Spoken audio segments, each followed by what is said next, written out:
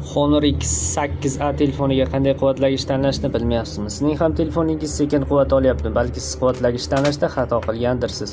Unda sizga beradigan ma'lumot manfaatli bo'ladi va telefoningiz sizga uzoq xizmat qiladi deb o'ylayman. Batareyka sig'imi 4500 mAh, litium polimer lipo batareykalar tizimi mavjud.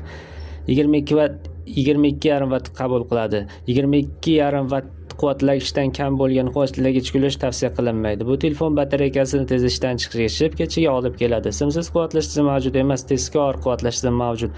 50% ga 30 daqiqada ko'taradi. Oddiy quvvatlash holatida 100% quvvat olish uchun 1 soat 53 daqiqa kerak bo'ladi. Internetdan foydalanganda 10 soat 25 daqiqa, videolar tomosha qilganda 15 soat 40 daqiqa, o'yinlar o'ynaganda 6 soat 15 daqiqa, kutish rejimida 118 soat, umumiy avtonomiy holatda esa 23 soat 45 daqiqani tashkil qiladi.